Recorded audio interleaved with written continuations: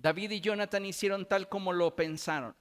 Y David faltó la primera noche y faltó la segunda noche. Pero en la segunda noche el rey Saúl se molestó tanto que insultó a su propio hijo y le dijo que mientras que David viviera, él no tendría un reino estable.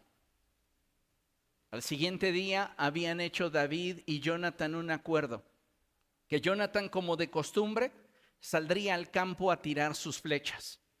Y si después de tirar la flecha, Jonathan gritaba a su criado: más acá, acércate, porque la flecha cayó más hacia acá, entonces esto significaría que David podría regresar y que no había ningún peligro. Pero si él declaraba y decía: más lejos, corre, más lejos, porque la flecha está más allá, significaría entonces que su padre estaba dispuesto a matarlo. Muchos de nosotros pensamos que lealtad tiene simplemente que ver con guardarnos lo que la gente que tiene un despropósito para con nosotros trae entre manos. Pensamos que de esa manera lo frenamos. Pero la verdadera lealtad, amados hermanos, tiene que ver con anticipar el peligro. Jonathan prefirió traicionar la confianza de su padre que traicionar la lealtad que le tenía a David. Muchos de nosotros llegamos a ser testigos de rumores, murmuraciones e incluso difamaciones que se llegan a dar en torno a nosotros y pensamos que con que nosotros no la volvamos a expresar estamos siendo leales, y ese es un error. Lealtad implica anticipación. En este sentido, Jonathan muestra la lealtad de una forma plena y total. Se acerca a David y le dice: mi padre pretende matarte. Y entonces usted conoce el desarrollo de la historia, ambos lloran y de allí surge un pacto. Un pacto que en este verso David va a cumplir. ¿Por qué? Porque siempre la lealtad trae recompensa. Nosotros como hijos de Dios deberíamos de tener una visión amplia respecto de lo que verdaderamente es la lealtad a Dios primeramente y a nuestras autoridades, así también como a aquellos que nos rodean. Muchas veces nuestra lealtad está condicionada a nuestra conveniencia, a que si en este momento no lo considero prudente, me lo callo, pero si el día de mañana me conviene hablarlo, entonces lo voy a expresar. Eso no es lealtad, eso es conveniencia. Y muchas veces, amados hermanos, estamos comunicando situaciones que no nos constan, que no nos incumben, que no tienen nada que ver con nosotros y que sin embargo nos atrevemos a expresar sabiendo que esto va a dañar a otras personas. En el caso de Jonathan encontramos claramente una expresión de lealtad que debería ser para todos nosotros que profesamos a Cristo como Señor nuestro estándar de relación. No deberíamos por qué andar metidos ni en chismes, ni en murmuraciones, ni prestando falso testimonio, ni participando de críticas constructivas con las cuales sabemos que estamos destruyendo la imagen o la vida de alguien más. Eso de entrada no es actuar con amor. Eso, en consecuencia, no es actuar con fidelidad y mucho menos es actuar con lealtad. Podemos ser gente que se mueve en la esfera de lo conveniente, y reitero, mientras que a mí me convenga, guardaré silencio, pero en el momento en el cual a mí también me convenga, daré mi humilde opinión. Y en esa humilde opinión, muchas veces nos arrastramos a personas que jamás nos han hecho daño de forma directa. Así que reflexionemos qué tanto nosotros estamos avanzando hacia la recompensa que viene sobre aquellos que verdaderamente son leales, o qué tanto nos estamos alejando de ella por causa de nuestra deslealtad. Recuerde que de toda palabra ociosa que hablen los hombres, de ella daremos cuentas a Dios en el día del juicio. No es solamente el hecho de decir, es que a mí me pareció, es que a mí me contaron, es que yo vi. Lo que vas a decir edifica, fortalece, anima, construye o estás destruyendo. Porque si actuamos simplemente por impulso, no estamos realmente reflexionando sobre lo que el apóstol Santiago expresa cuando él dice que en la lengua está el poder de la vida y de la muerte. Y muchos de nosotros, cuando actuamos con deslealtad y con base en una conveniencia personal, estamos alejándonos de la recompensa que podría beneficiar nuestra vida. El rey David averiguó si había alguien de la familia de Saúl a quien pudiera beneficiar en memoria de Jonathan. Puede ser que a ti en algún momento se te olvide tu deslealtad, pero déjame decirte algo, el tiempo tiene memoria. Y al tiempo, cuando la forma en la cual fuiste desleal salga a la luz, entonces te darás cuenta que actuaste sin amor, sin escrúpulos, sin fidelidad y, como lo he mencionado, sin lealtad. Y nos estaremos alejando de la recompensa que viene sobre las personas que son leales. ¿Ok? Entonces, es importante que entendamos esto. Nadie podría haberle exigido a David recompensar a la descendencia de Jonathan. Nadie. Pero tan fuerte fue la expresión de lealtad de Jonathan para con él, que él dijo, en memoria de Jonathan, yo haré justicia para aquellos que de él aún estén vivos. Tenemos nosotros que tener ese mismo carácter, esa misma determinación, sobre todo esa misma visión. Si vamos a hacer algo, lo vamos a hacer para sumar, lo vamos a hacer para avanzar, lo vamos a hacer para crecer juntos. Pero no vamos a actuar de tal manera en la que nosotros estemos sentados en una misma mesa, participando aparentemente de una misma causa, pero por detrás golpeando, lastimando y haciendo cosas que nos alejan de aquello que podría dar testimonio de nuestra vida, de ser una persona leal. Yo le pregunto, hasta ahora, y de acuerdo al testimonio que usted tiene de usted mismo, ¿usted consideraría que podría considerársele una persona leal? ¿O hemos actuado deslealmente? Meditemos en ello. Y si no lo hemos hecho bien, hagámoslo bien. Podemos mejorar. Todos podemos cambiar y entender. Lealtad no basta simplemente con no seguir el juego del chismoso. Lealtad tiene que ver con anticipación, por amor a la persona que va a sufrir el daño. ¿Comprende? Y esto es importante que lo analicemos y que lo entendamos, porque de otra manera tenemos un concepto equivocado y no nos permite bendecir, porque la lealtad bendice. Amén. Quiero saber si tienen alguna pregunta para que comencemos a abordarlas. Acá, de este lado, por favor, Abdiel, está Neftalí.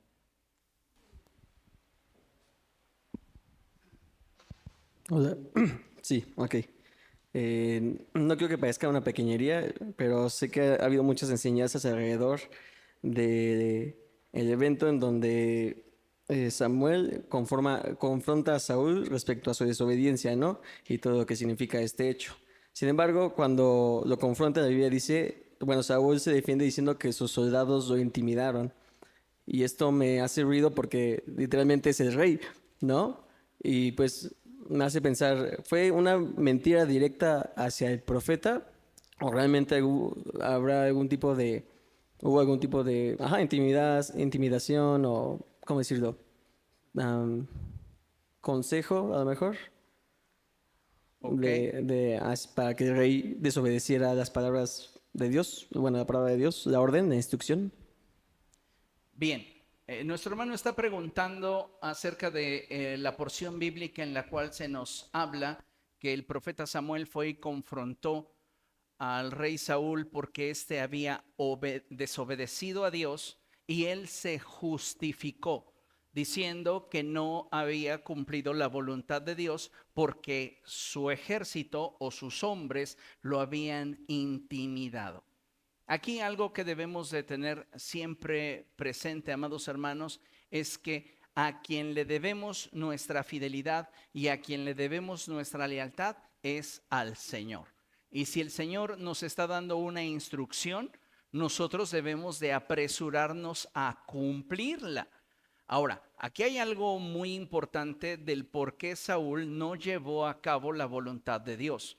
Y es que cuando el profeta Samuel llega a darle la instrucción al rey Saúl de lo que debe de hacer, él comienza diciéndole, primero de Samuel capítulo 15, verso 1, un día Samuel dijo a Saúl, el Señor me envió a ungirte como rey sobre su pueblo Israel, así que pon atención al mensaje del Señor. Muchos de nosotros estamos dando por hecho que sabemos cuál es la voluntad de Dios. Y algo que deberíamos de pedirle al Espíritu Santo con toda humildad es que Él nos confirme qué es lo que creemos que Él quiere que hagamos.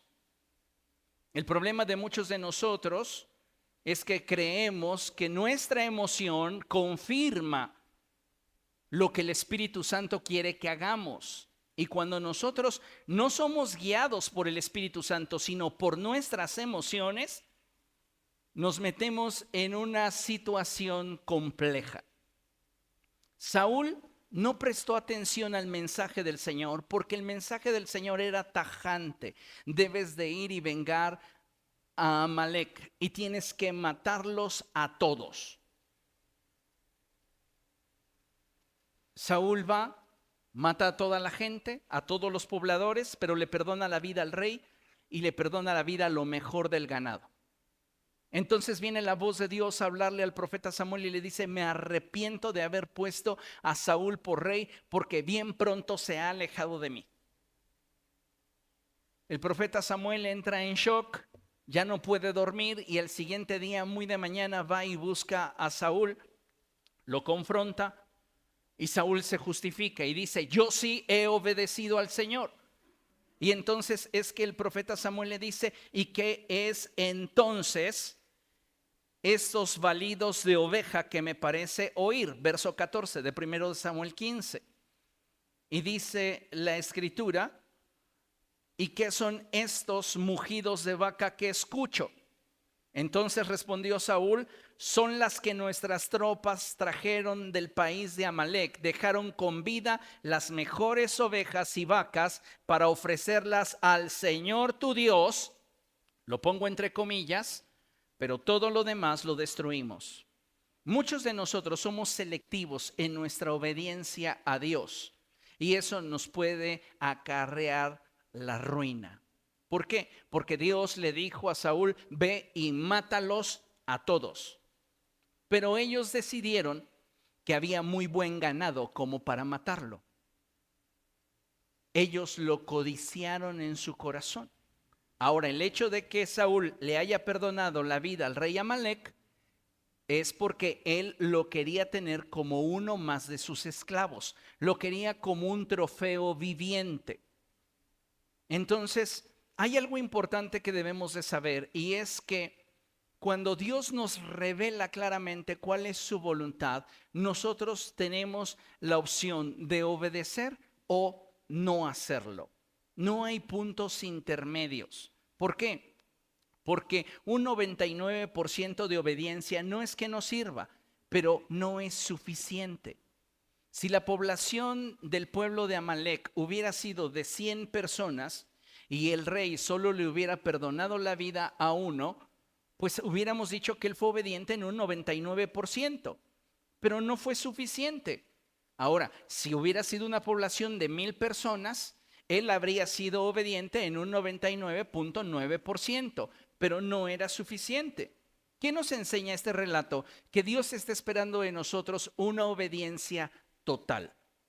una obediencia que se apegue al anhelo que arde en el corazón de Dios, no a aquello que tú quieres.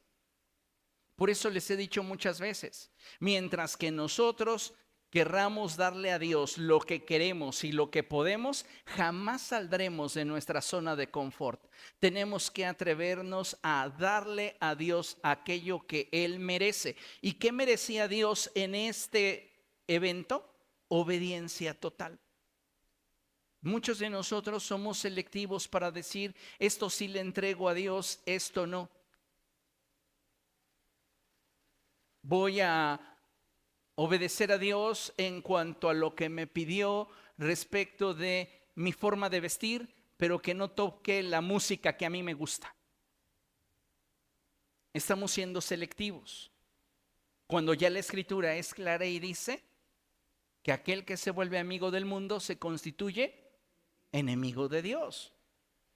Entonces, este pasaje gira en torno a un suceso que debería de alertarnos para buscar crecer en obediencia. ¿Por qué? Porque solo de esa manera vamos a ser agradables a Dios. Y esto es importante, que debemos de trazárnoslo de la manera correcta. Porque ¿cuántos de ustedes han desobedecido a Dios? Todos, ¿no? ¿Sabes cuál es el problema de algunas personas? Que para poder determinar si eres aprobado o no, se basan en tu pasado. Y el único que lo hace es el diablo. Porque Cristo ya trató con tu pasado. Y Él quiere que a partir de ahora tomes la determinación de caminar cada vez más cerca de Él, cada vez con una mejor obediencia. Somos seres imperfectos, pero perfectibles. Entonces, no me voy a esconder detrás de una justificación vana para decir, es que mis soldados me intimidaron, es que la gente en derredor me convenció, es que las circunstancias en mi trabajo no son las más adecuadas y ahí yo no puedo ser verdaderamente cristiano, es que la gente en mi derredor. Si nosotros continuamos justificándonos de esta manera, no vamos a poder presentar delante de Dios un sacrificio agradable. Tenemos que crecer en obediencia. Por eso la Escritura dice que la senda del justo es como la luz de la aurora, que va en aumento. ¿Cómo? De forma progresiva. Lo interesante de la vida cristiana no es que te compares con el que está delante, con el que está detrás o con el que tienes a tu lado. Lo interesante de la vida cristiana es que día con día puedas darte cuenta del avance que estás teniendo para alcanzar la meta, y la meta es Cristo. Si tú eres hoy un mejor cristiano de lo que eras hace 6 meses, te felicito. Tu pasado de hace 6 meses, un año, a mí no me interesa. La sangre lo ha cubierto. La sangre de Cristo te ha hecho libre. Pero qué lamentable sería que al paso del tiempo tú no tuvieras un crecimiento espiritual, tú no tuvieras un mayor nivel de madurez en el cual éste te llevara hacia nuevos niveles y mejores niveles de obediencia. ¿Ok? Entonces, no es el ambiente, son tus convicciones las que te van a llevar finalmente a obedecer a Dios. Podemos justificarnos con el ambiente, con las personas, con las presiones, con las situaciones que vivimos, pero son nuestras convicciones las que finalmente nos permitirán trascender. ¿Ok?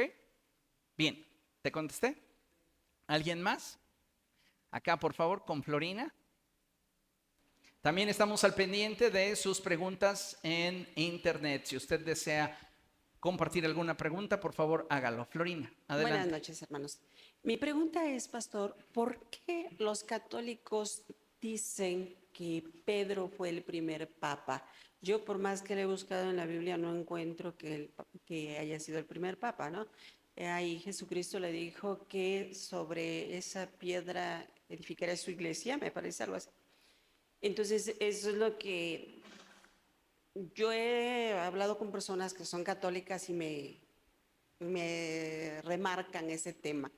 Pero yo les digo, es que aquí no dice eso.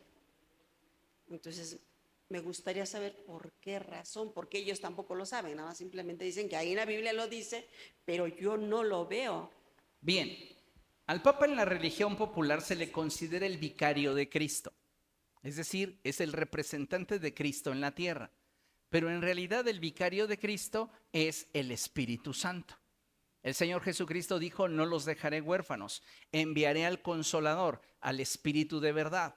Y es el Espíritu Santo el que nos da la capacidad de poder clamar Abba Padre, es decir, es el que nos vincula a Dios a través de la fe en Cristo Jesús. Ahora, el pasaje que mencionas lo encontramos en Mateo capítulo 16 y a partir del verso 14, del verso 13, dice la escritura así: cuando llegó a la región de Cesarea de Filipo, Jesús preguntó a sus discípulos: ¿quién dice la gente que es el Hijo del Hombre? Yo he escuchado a muchas personas decir: a mí no me importa lo que la gente diga de mí. Y entiendo el contexto y el trasfondo en el cual lo expresan. Pero debemos entender una cosa, que todo hombre, toda mujer, en algún momento de la vida necesita saber cómo su vida ha influido e influenciado la vida de otros. ¿Para qué? Para saber si lo que ha estado haciendo o ha estado construyendo ha tenido sentido y trascendencia. Jesús sabe perfectamente quién es Él, sabe que salió de Dios y que vino al mundo con un propósito y con una finalidad. Sin embargo, llega un momento en el cual en su ministerio Él necesita saber si los discípulos han entendido quién es Él verdaderamente. Y entonces Jesús le suelta esta pregunta: ¿quién dice la gente que es el Hijo del Hombre? Y entonces ellos respondieron: unos dicen que Juan el Bautista, otros que Elías y otros que Jeremías o uno de los profetas. Aquí quiero emplear este pasaje para mostrarle un tesoro de vida que usted debe de guardar en lo profundo de su corazón, y es: jamás exponga su estabilidad a gente que no lo conoce. Hay personas que pueden tener información de ti, pero eso no le da validez a sus dichos, al menos no para que estos te afecten. No deberíamos de darle importancia a sus dichos, porque hay personas que tienen información de nosotros, mas no conocimiento. Y a veces esa información ni siquiera está actualizada. Jesús les dice: ¿quién dice la gente que soy yo? Y Él les responde y les dice: unos dicen que eres Elías, otros que Juan el Bautista, otros que Jeremías, otro que cualquiera de los profetas. No, pues todos están bien perdidos, pensó Jesús. No le voy a dar importancia a lo que la gente dice que soy. Y en el verso siguiente nos revela a quién sí hay que darle importancia. Y ustedes, ¿quién dicen que soy? ¿Quién puede opinar y hablar a tu corazón? Solo los que están vinculados a ti. La gente que te ha dado muestras de tener un verdadero interés en ti. Como les mencionaba al principio, hay gente de conveniencia que, de acuerdo a su situación, permítame la expresión, va a jugar sus cartas. Si hoy le conviene acercarse a ti para sacar un beneficio, lo hará. Si hoy le conviene hablar de ti a tus espaldas, lo va a hacer. Ese es un tipo de personas desleal. Pero a ese tipo de personas tú no le puedes dar, ni deberías de darle acceso a tu vida. No deberías de darles acceso a tu familia. No deberías de darle acceso a tu corazón. Y después viene la pregunta: ¿y ustedes quién dicen que soy? Jesús está hablándole a aquellos con los cuales Él parte el pan, aquellos con los cuales Él intima. La opinión de esas personas sí vale la pena. La opinión de estos que te conocen y que no solo tienen información de ti, sino que han caminado contigo y han tenido una experiencia contigo, son los que pueden opinar. Entonces Jesús les pregunta: ¿y quiénes dicen ustedes que soy yo? Y entonces es donde responde Pedro: tú eres el Cristo, el Hijo del Dios viviente. Y entonces Jesús le responde: dichoso tú, Simón, hijo de Jonás, porque esto no te lo reveló ningún mortal, sino mi Padre que está en el cielo. ¿Qué está diciendo? De acuerdo a nuestro nivel de conexión, hay niveles de revelación, niveles de conexión directamente gestionando niveles de revelación. Por eso es tan importante que tengamos una conexión pastoral, porque muchos de nosotros tenemos un pastor institucional, pero no tenemos un pastorado personal. Y cuando no hay un pastorado personal, no hay un vínculo que nos conecte a la revelación de Dios para la iglesia. Por esto es que hay personas que dicen: ay, ¿quién sabe qué es lo que quiere el pastor? Yo no lo entiendo, la verdad. Yo creo que, pues mejor yo voy a estar solo observando. Continúan manteniéndose a la distancia. ¿Por qué? Porque no hay una vinculación. Ellos cumplen con decir: yo pertenezco a tal iglesia y tengo un pastorado institucional, pero no tienen un pastorado personal. Y la ausencia de un pastorado personal siempre te privará de revelación. Entonces, Pedro está conectado a Cristo y eso le da acceso a la revelación de quién es Jesús. Amén. Él le dice: dichoso tú, Simón, hijo de Jonás, porque esto no te lo reveló ningún mortal, sino mi Padre que está en el cielo. Y entonces viene la declaración que utiliza la iglesia popular para decir que Pedro es el primer papa. Yo te digo que tú eres Pedro. Sobre esta piedra edificaré mi iglesia, y las puertas de los dominios de la muerte no prevalecerán contra ella. Lo que el Señor Jesucristo le está diciendo al apóstol es: así como tú sabes quién soy yo, y te lo ha revelado el Espíritu y lo has expresado, déjame decirte que yo te conozco. Y como sé que no has hablado para endulzarme el oído, sino que has hablado por inspiración del Espíritu, te digo que lo que acabas de declarar será el fundamento de la iglesia. ¿Qué declaró Pedro? Que Cristo es el Hijo del Dios viviente. Entonces, Cristo es la piedra angular, dice el profeta Isaías, rechazada por los hombres, pero preciosa a los ojos de Dios. Y esto es maravilloso. ¿Por qué? Porque entonces Cristo es la piedra angular sobre la cual se edifica la iglesia. Y Él es nuestro pastor por excelencia y Él es el apóstol de la iglesia de Dios. Amén. Entonces, Jesús, cuando le dice a Pedro: yo te digo que tú eres Pedro y sobre esta piedra edificaré mi iglesia, no está hablando de Pedro, está hablando de la verdad que Pedro expresó, revelada por el Espíritu, la cual viene a ser una piedra fundamental para que sobre de esta sea edificada la iglesia. Y dice: y las puertas de los dominios de la muerte, otras traducciones dicen: y las puertas del infierno no prevalecerán contra ella. Está diciendo, mientras que la iglesia tenga a Jesús como su piedra angular, ni todo el poder del infierno podrá en contra de ella.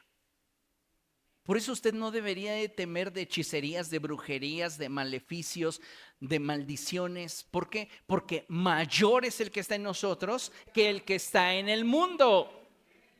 Mayor es el que está en nosotros. Y esto es algo bien importante, amados hermanos, porque yo le puedo asegurar una cosa: Pedro jamás se concibió a sí mismo como el primer papa. Él llega a Roma, pero no a ser aplaudido. Si hubiera sido concebido como el primer papa, llega y le establecen una basílica. La basílica hoy en el Vaticano lleva su nombre, la Basílica de San Pedro. Pero no llegó Pedro a impartir cátedra. Pedro llegó a morir como un mártir a Roma. Entonces, aquí hay algo muy interesante, y es que lo que Pedro está declarando es lo que va a ser el fundamento de la iglesia.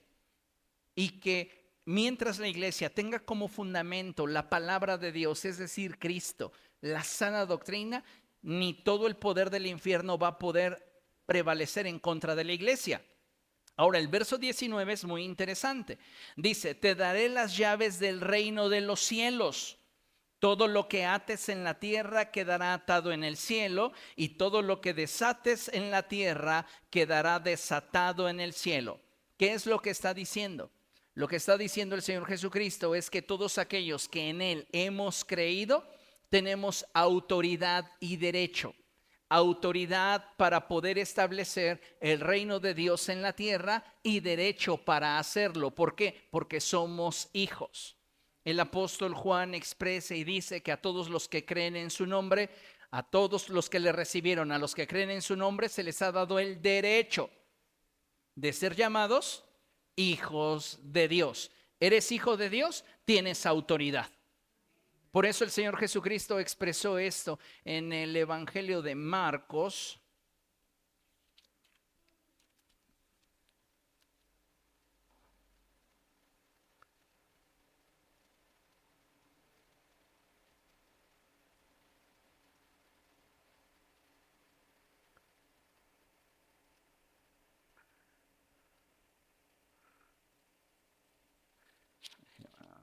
Perdón, déjeme encontrarlo.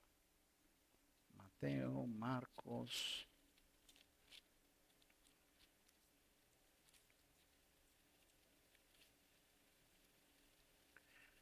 Capítulo 16, verso 17, y dice, estas señales acompañarán a los que crean. En mi nombre expulsarán demonios, hablarán en nuevas lenguas, tomarán serpientes con sus manos, y cuando beban algo venenoso no les hará daño. Pondrán las manos sobre los enfermos y estos recobrarán la salud. ¿Qué es lo que está diciendo el Señor? He aquí, yo les he dado autoridad y derecho.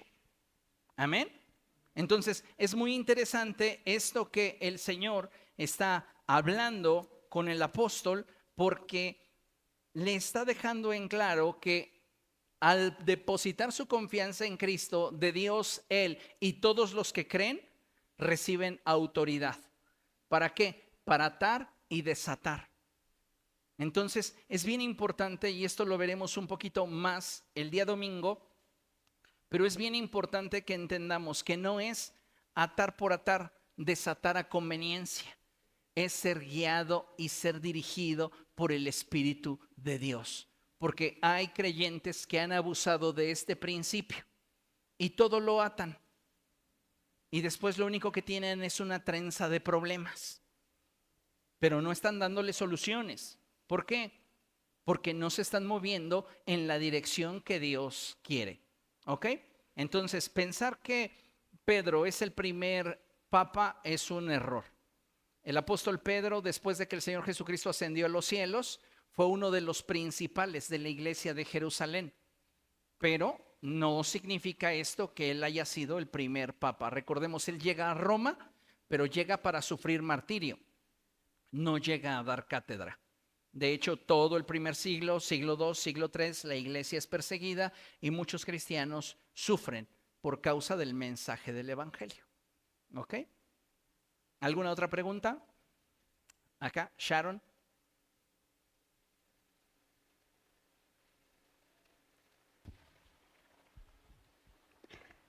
Mi pregunta es, ¿cómo puedo evaluar o darme cuenta si realmente he nacido de nuevo y el fruto del Espíritu se manifiesta y no solamente es una imitación?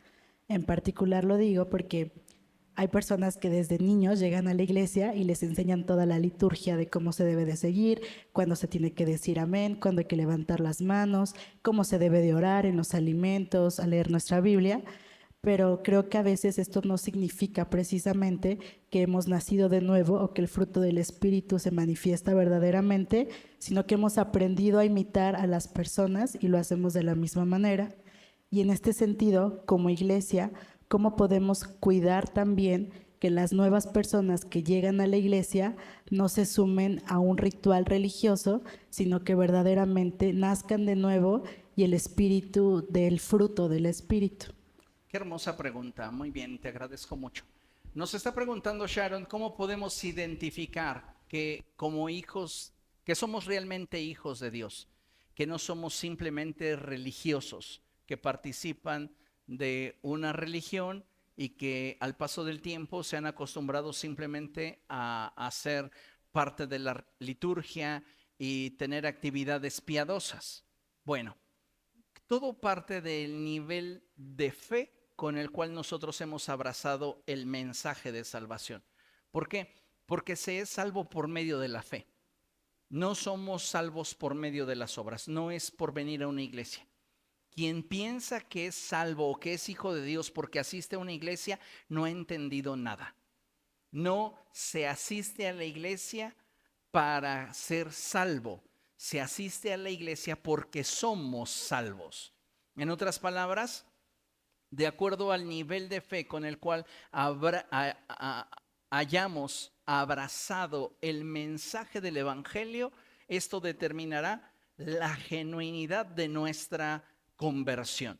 Entonces, una persona que pudo haber nacido, llamémosle como tradicionalmente se les menciona, en cuna cristiana, que toda su vida estuvo dentro de las actividades piadosas de la iglesia, necesita también tener un encuentro con Cristo.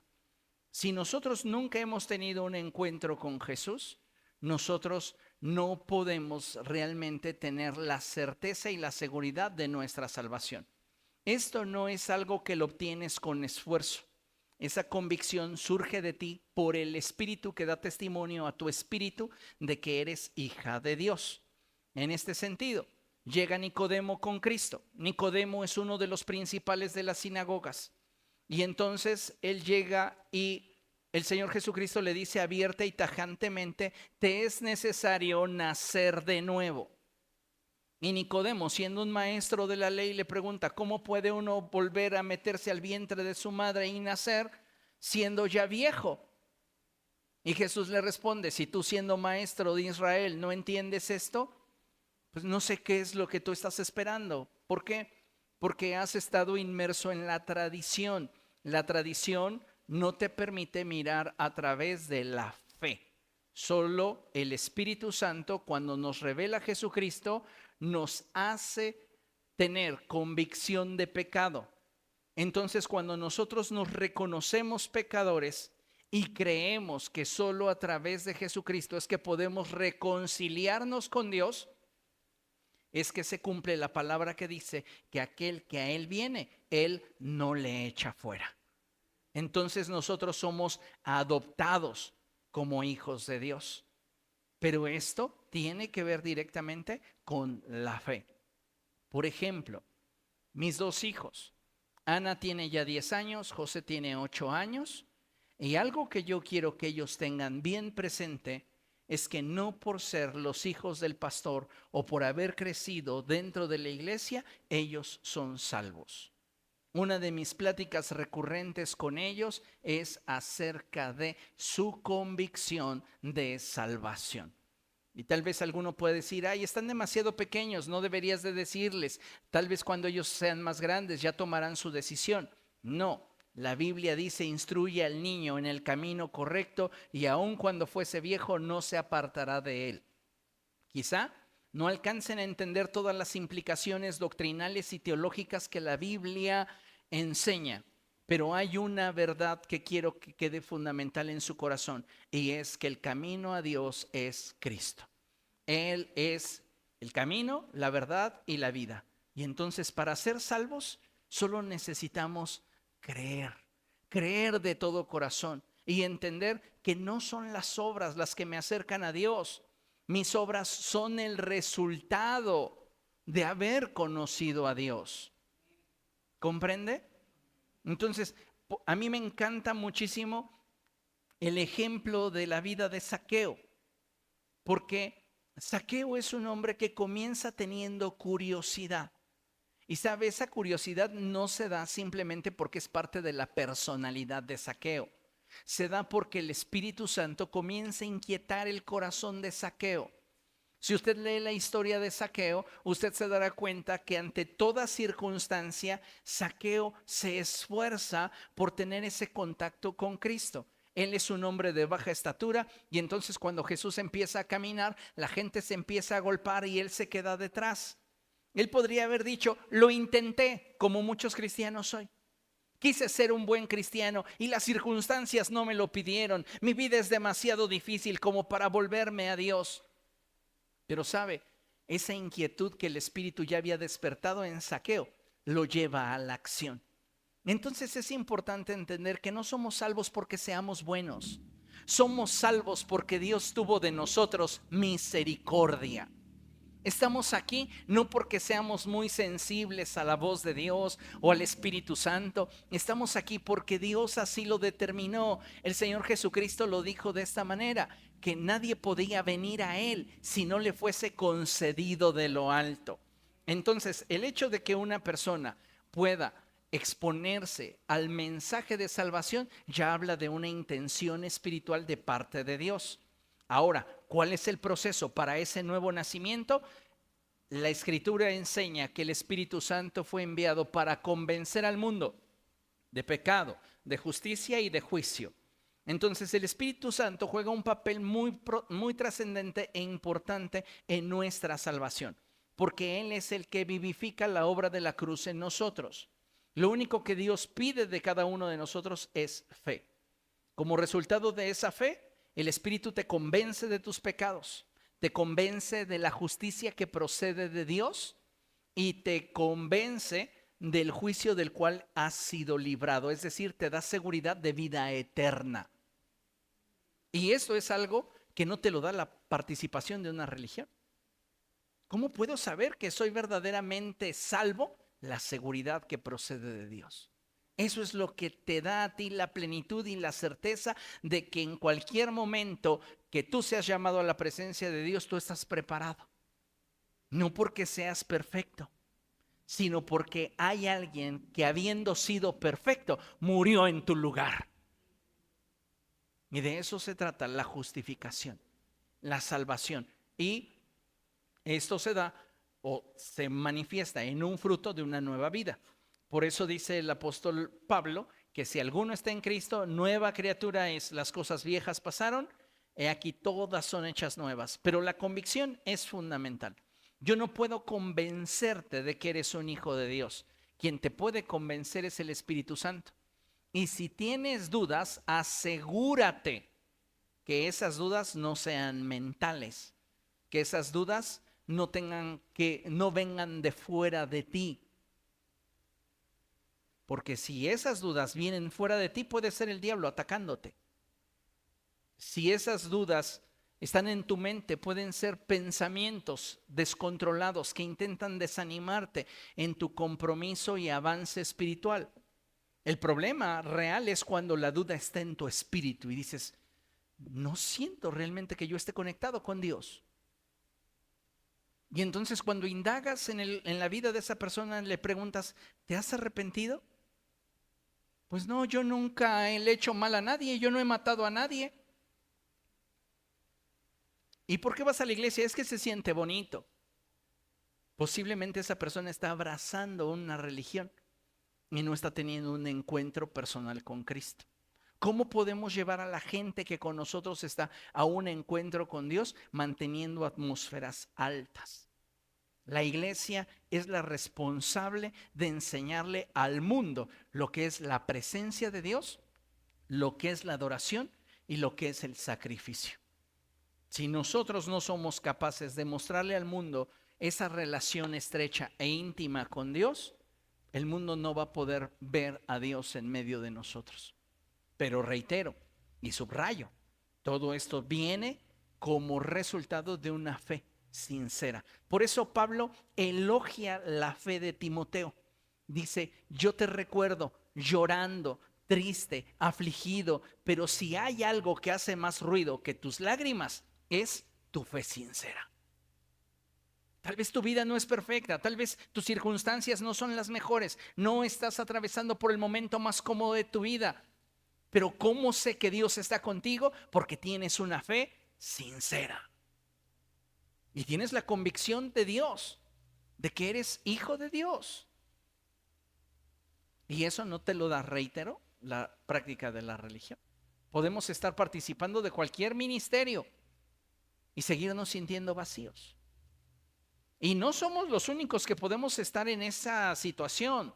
John Wesley, uno de los más afamados predicadores de siglos atrás, él, después de haber ganado a cientos de personas para Cristo, tenía dudas respecto de su salvación.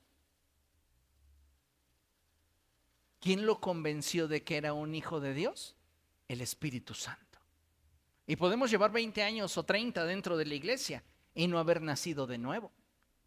Porque recuerde, sin Cristo, lo único que acumulamos en la iglesia es antigüedad.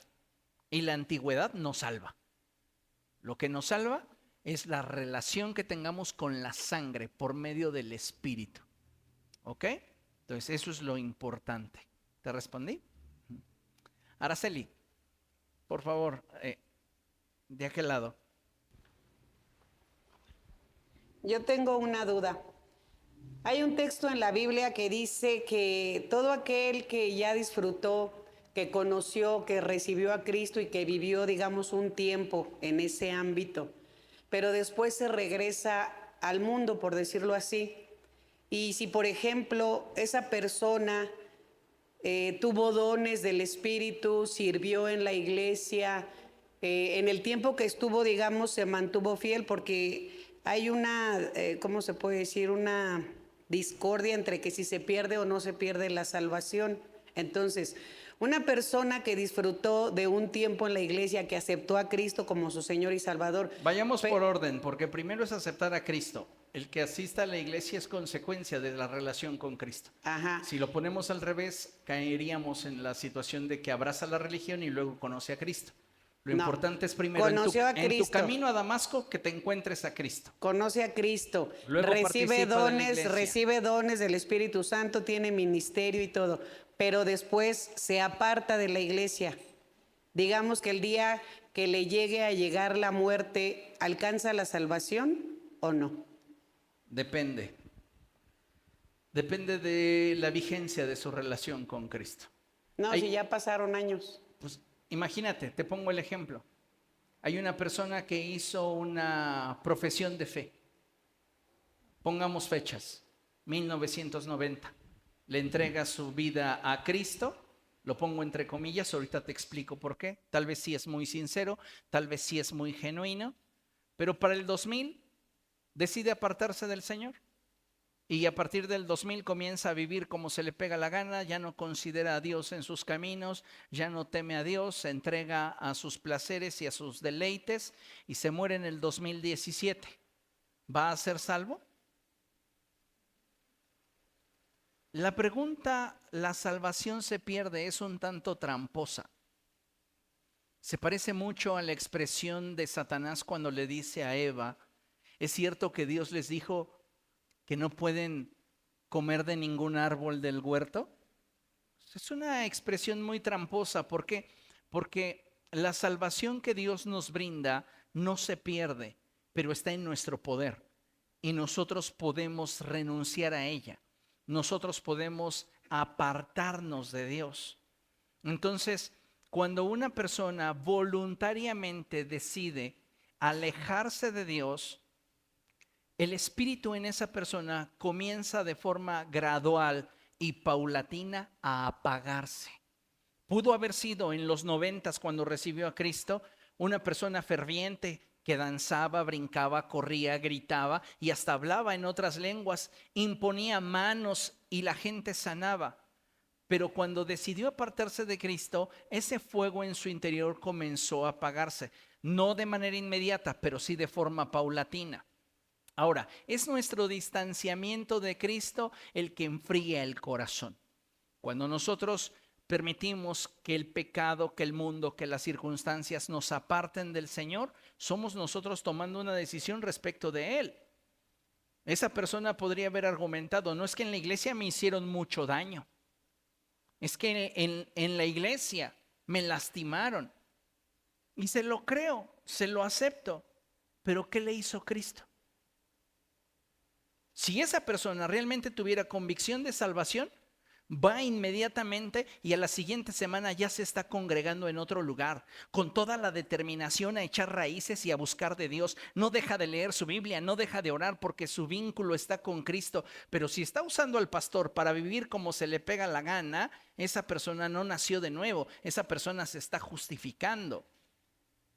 Y entonces se vale de los hechos de terceros para decir, ellos tienen la culpa de que yo me vaya al infierno. Y años que invertí en tu vida y no tengo la culpa de que vayas a ser salvo.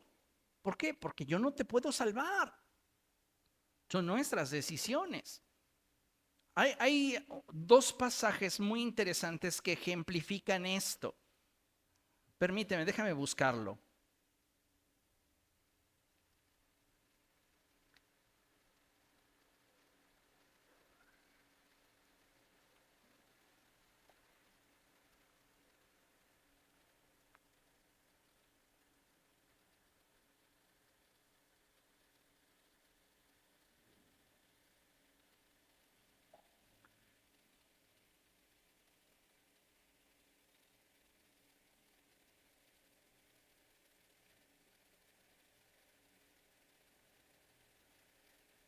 El primer pasaje que quiero que veamos es Ezequiel capítulo 18.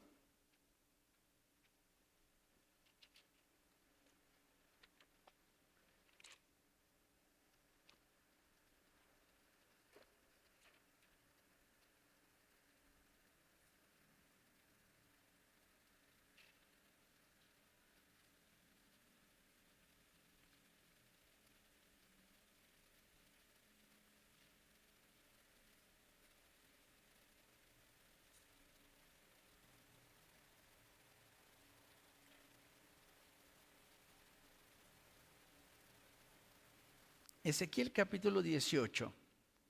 ¿Lo tienen? Bien, vamos a leer a partir del verso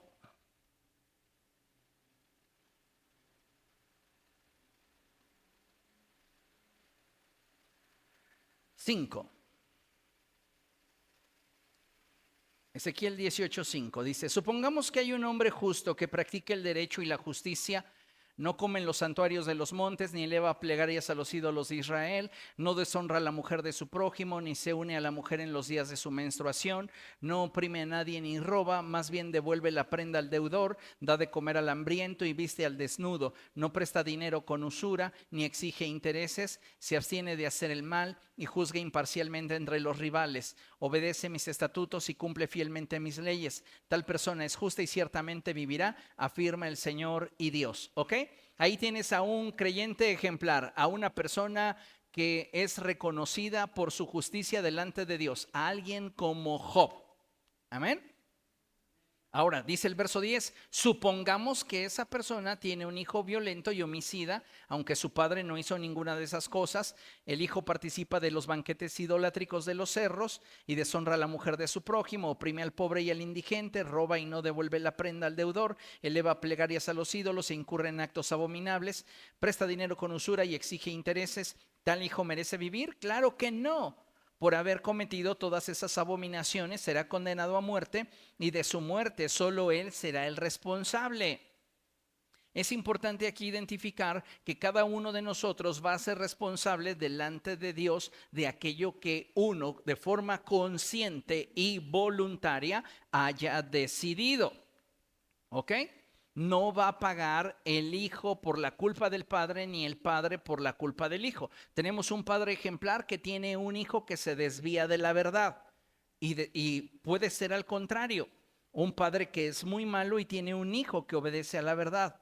No puede venir maldición o castigo sobre aquellos que no han infringido la ley de Dios, porque la ley de Dios es personal. ¿Ok? Dice el verso 14, supongamos que ese hijo podría a su vez tener un hijo que ve todos los pecados de su padre, pero no los imita. No participa en los banquetes idolátricos en los cerros, ni eleva plegarias a los ídolos de Israel, tampoco deshonra a la mujer de su prójimo, no oprime a nadie y no devuelve la prenda al deudor, no roba, da de comer al hambriento y viste al desnudo, no maltrata al pobre, ni presta dinero con usura, ni exige intereses, cumple mis leyes y obedece mis estatutos. Un hijo así no merece morir por la maldad de su padre, merece vivir. En cuanto a su padre, merece morir por su propio pecado, porque fue opresor, robó a su prójimo e hizo lo malo en medio de su pueblo. Pero ustedes preguntan, ¿por qué no carga el hijo con las culpas de su padre? Porque el hijo era justo y recto, pues obedeció mis estatutos y los puso en práctica. Tal hijo merece vivir. La persona que peque morirá. Ningún hijo cargará con la culpa de su padre, ni el padre con la del hijo. Al justo se le pagará con justicia y al malvado se le pagará con maldad. Mira, pero si el malvado se arrepiente de todos los pecados que ha cometido, obedece todos mis estatutos y practica el derecho y la justicia, no morirá. Vivirá por haber actuado con justicia y Dios no tomará en cuenta todos los pecados que ese malvado haya cometido. Entonces imagínese usted que hay esperanza para el mocha orejas, ¿se acuerda? Hay esperanza para ese hombre. Cuando lo capturaron dijeron, oye, tú tenías demasiado dinero, ¿por qué continuabas haciéndole mal a tanta gente? Y él respondió con una sonrisa, porque puedo. El nivel de maldad en su corazón ya había sobrepasado su nivel de conciencia. Pero aún para una persona en esas condiciones, Dios puede tener de esa persona misericordia si esa persona se apercibiera del estímulo que el Espíritu está provocando en su corazón para que se arrepienta.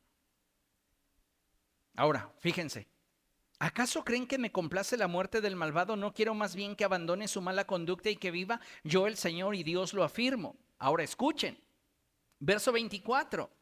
Si el justo, esto se parece al caso que mencionaste, si el justo se aparta de la justicia y hace lo malo y comete todas las abominaciones del malvado, ¿merece vivir? La respuesta es no, sino que morirá por causa de su infidelidad y de sus pecados. Y escuche, y no se tomarán en cuenta ninguna de sus obras justas. Por eso en aquel día muchos dirán, Señor, Señor, yo iba a la iglesia, yo cantaba, yo enseñaba, yo predicaba. Y él dirá, nunca tuviste una relación vigente conmigo. Ahora, hay otro pasaje, segunda de Pedro, capítulo 2, verso 20. Y este está en síntesis muy potente, muy hermoso. Segunda epístola del apóstol Pedro,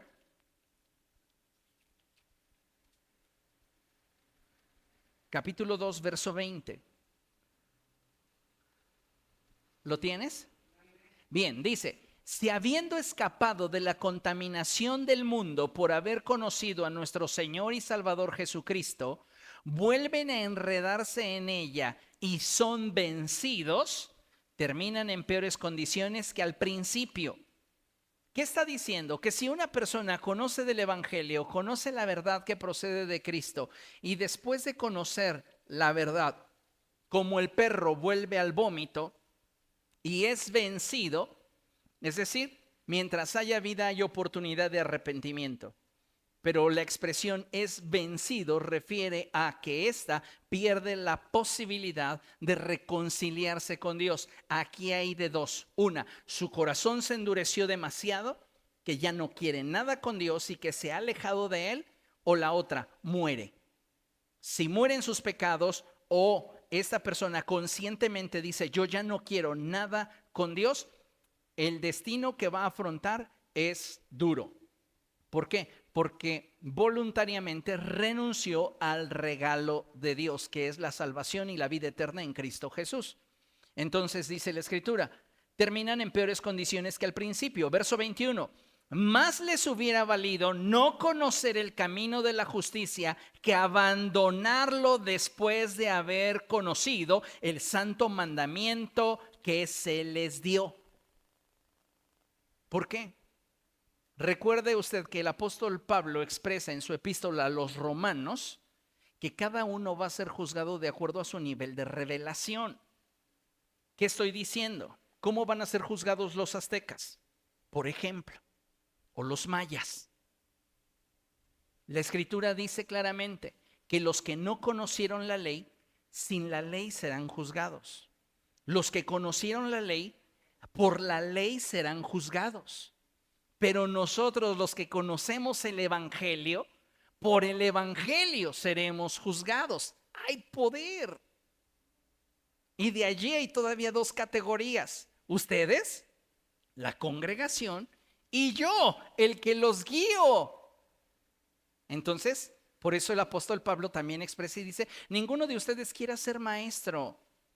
Porque entiendan una cosa, que al maestro se le va a juzgar con mayor severidad. ¿Por qué? Porque tiene un mayor nivel de revelación, un mayor nivel de comprensión, un mayor nivel de conocimiento y tiene un mayor nivel de responsabilidad. O sea que si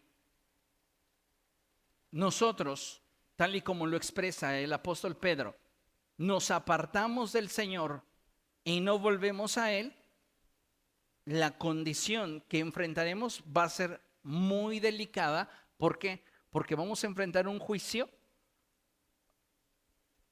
relacionado con nuestro nivel de revelación.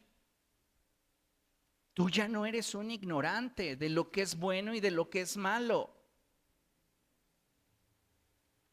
Entonces, en este caso de personas que se justifican en que en la iglesia les hicieron daño, en que 1000 cosas, no hay su justificación, es solo un pretexto para vivir como quieren, porque Cristo no les hizo daño. Si yo hubiera muerto por ellos, pues valdría la pena, ¿no? Que si yo los ofendí, se apartaran de mí. Pero yo no morí por ellos. Quien murió fue Cristo. Y ahí te das cuenta de eso, porque esta es una prueba para muchos creyentes. Se ofenden del pastor, se ofenden de los líderes, se ofenden de la gente y se apartan del Señor, justificados en cómo los trataron o cómo los hicieron sentir. ¿Pero qué les hizo Cristo? Si realmente estuvieran arraigados a Cristo, mira, ni 2 semanas, ya tienen una nueva iglesia, tienen un nuevo compromiso y tú los ves fervientes, buscando de Dios, queriendo más del Señor. La gente que dice, me voy de la iglesia para congregarme en otra y se congregan una vez al mes, están jugando. Esas son payasadas. Entonces, no podemos nosotros caer en estas consideraciones, en estas concesiones, creyendo, ay, es que le hicieron mucho daño y por eso requiere de tal vez 2 o 3 años para volverse a encaminar en el Señor. Esos 2 o 3 años van a ser suficientes y es más, hasta meses van a ser suficientes para que sea parte de Cristo. Su vínculo no está con Cristo y utiliza las circunstancias para justificarse. ¿Tenemos preguntas en internet? ¿Te respondí? Ok, por favor. La primera pregunta es de Josué Morales y dice, gran parte del ministerio de Jesús se la pasó sacando demonios, sanando enfermos y predicando fuera de las sinagogas. ¿Los miembros de la iglesia también deberíamos estar haciendo eso fuera de la iglesia? Bueno, el llamado de Cristo para la iglesia no es el que estemos siempre dentro de la iglesia. De hecho, nuestras reuniones dentro de las iglesias deberían de ser consideradas como lo que deberían ser, reuniones para la mutua edificación, para la adoración y para el conocimiento de Dios. Venimos a alimentarnos y a conectarnos en comunidad con Dios, pero el trabajo está afuera. El Señor Jesucristo fue muy claro y el Señor Jesucristo dijo, no se enciende una lámpara y se esconde debajo de un cajón. Se prende y se coloca en lo alto para que alumbre a todos los que están en casa. Una ciudad en lo alto no puede esconderse. Entonces, si nosotros somos nuevas criaturas y tenemos, como le explicaba a Sharon, convicción de ser hijos de Dios y tenemos una fe arraigada en nuestro corazón, créame que dar testimonio de Cristo no nos va a avergonzar. ¿Y sabe qué es lo más tremendo? Que a veces pareciera que el gadareno tenía más convicción de salvación que muchos creyentes del siglo XXI. Porque el gadareno le dice a Jesús, le acaban de expulsar una legión de demonios.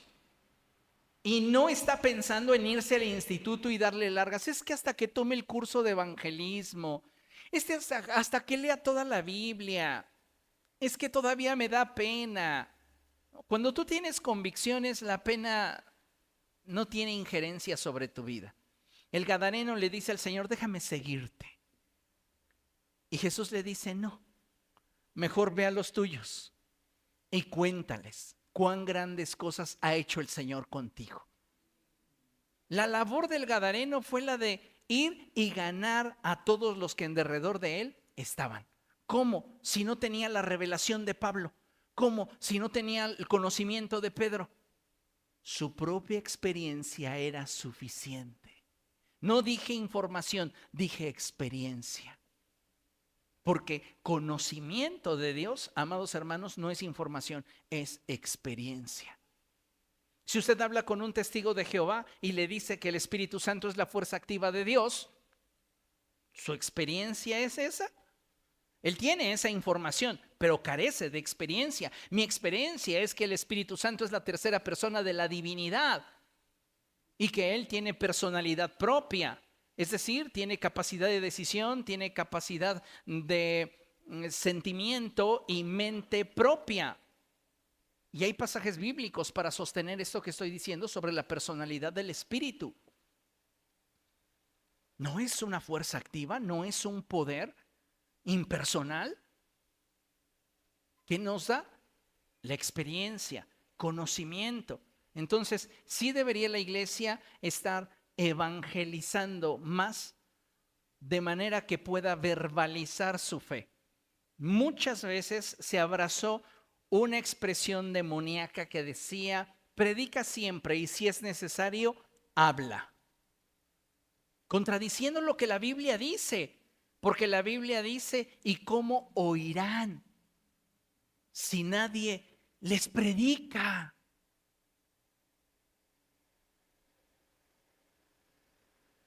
Tenemos una responsabilidad y el Señor Jesucristo nos lo dejó como la gran comisión.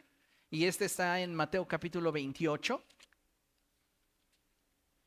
Y fíjese lo que dice, aquí hay unas herramientas bien hermosas para garantizar el desarrollo y el crecimiento de todo creyente. Mateo capítulo 28, verso 18. Jesús se acercó entonces a ellos y dijo, se me ha dado toda autoridad en el cielo y en la tierra, por tanto vayan y hagan discípulos de todas las naciones, bautizándolos en el nombre del Padre y del Hijo y del Espíritu Santo, enseñándoles a obedecer todo lo que les he mandado a ustedes. Y les aseguro que estaré con ustedes siempre hasta el fin del mundo. ¿Qué está diciendo? Vayan, prediquen, evangelicen y discipulen.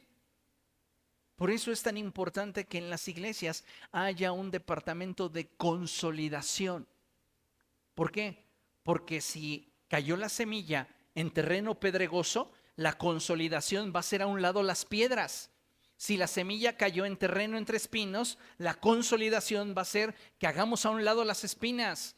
Si la persona tiene un corazón semejante a esa semilla que cayó junto al camino, lo que hace la consolidación es labrar el terreno para que pueda rendir fruto al 30, al 60 y al 100 por uno. Pero la evangelización es sin duda la expresión más importante del por qué la iglesia existe. No existimos para tener bonitas reuniones. No somos un adorno en la vitrina del cielo. Tenemos que predicar. ¿Ok? ¿Otra pregunta en internet? Sí, de nuestra hermana Alejandra Rosario, dice, cuando una persona ora y pide consejo a Dios y no se ha bautizado en agua ni ha recibido a Cristo, pero cree en Él, ¿es Dios quien da el consejo o el Espíritu Santo? Vuélvela a leer. Cuando una persona ora y pide consejo a Dios y no se ha bautizado en agua ni ha recibido a Cristo, pero cree en Él, ¿es Dios quien da el consejo o el Espíritu Santo? Bueno, si estamos hablando del Espíritu Santo y Dios, es es esto redundante, porque el Espíritu Santo es Dios. Más bien aquí lo que me llamaría la atención es que si esa persona dice creer en Dios, pero ¿qué? No ha recibido a Cristo. El apóstol Santiago dice, ¿crees en Dios? Fabuloso, también los demonios creen y tiemblan. Entonces, no, si una persona verdaderamente cree en Dios, no con base en la tradición o la costumbre, esa persona va a querer vincularse a Dios. ¿Y cómo? A través de Cristo.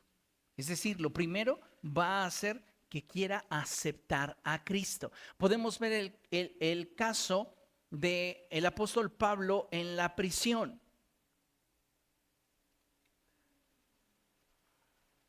Vamos a Hechos.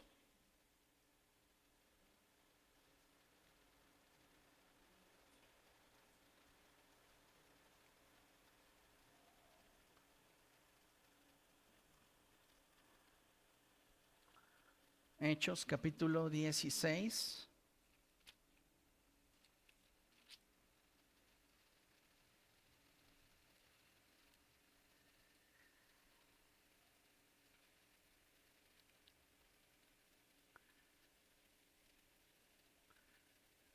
Ellos estaban en la cárcel y dice que hubo un terremoto que estremeció la cárcel hasta los cimientos. Entonces se abrieron todas las puertas y a los presos se les soltaron las cadenas. Verso 27, Hechos capítulo 16, verso 27. El carcelero despertó y al ver las puertas de la cárcel de par en par, sacó la espada y estuvo a punto de matarse porque pensaba que los presos se habían escapado. Pero Pablo le gritó, no te hagas ningún daño, todos estamos aquí. El carcelero pidió luz, entró precipitadamente y se echó temblando a los pies de Pablo y de Silas. Luego los sacó y les preguntó, señores, ¿qué tengo que hacer para ser salvo? Cuando una persona tiene ese despertar de su conciencia por el Espíritu de Dios para acercarse a Cristo, le interesa saber cómo puede nacer de nuevo. Y entonces, ¿qué dice el apóstol Pablo? No le dice, vente a mi iglesia, le dice, cree en el Señor Jesucristo. Cree en el Señor Jesucristo. El problema es que muchas personas piensan que creer en Dios es tenerlo o darlo por hecho de acuerdo a su costumbre o tradición. Y eso no es creer. Eso es asentar una idea en la mente. Pero la fe va más allá, trasciende. Ahora, cuando una persona que solo participa de una religión y ora pidiéndole a Dios consejo, Dios es misericordioso. Y Dios puede responderle a esa persona dándole el consejo o trazándole la ruta correcta por misericordia. Pero si esa persona piensa que eso es suficiente, cuidado, porque puede comenzar a escuchar sus propios pensamientos. Y eso no solo sucede con la gente que no conoce a Dios. Hay gente dentro de la iglesia que cree que el Espíritu Santo le está hablando y solo está escuchando su mente. Está escuchando sus emociones y tiene certeza y cree verdaderamente que es Dios hablándole. ¿Por qué? Porque carece de discernimiento. El domingo vamos a hablar de aprender a discernir. Entonces necesitamos, amados hermanos, ir más allá de la tradición. Esa persona necesita entender que si bien Dios por misericordia le puede guiar, pero Dios tiene algo mejor para esa persona. Se está conformando con la migaja que cae de la mesa de los hijos. ¿Qué necesita? Convertirse en un hijo para sentarse a la mesa. Y entonces poderse acercar a Dios confiadamente y pedir su dirección. ¿Ok? ¿Alguien aquí tiene alguna otra pregunta con la cual vamos a concluir? Maui, por favor.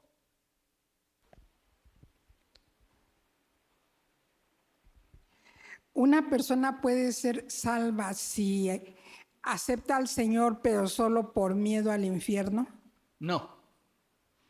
No, una persona no puede ser salva porque su motivación no es la fe, su motivación es el miedo. Sí, sí, sí. Y el apóstol Juan lo deja expresado de manera muy clara y dice que en el amor no hay temor. El que teme no ha sido perfeccionado en el amor. y Dios es amor. Entonces, ¿a qué llegamos como una conclusión lógica? Que toda persona que ha tenido un encuentro con Dios es perfeccionada de manera que su convicción de haber venido a Dios es firme y su fe es inquebrantable. Pero si mi motivación es no condenarme, yo no he conocido a Dios, porque sigo esclavizado a un temor. Y qué bueno que lo preguntaste, porque lamentablemente todavía existe un porcentaje de personas que asisten a las iglesias por temor.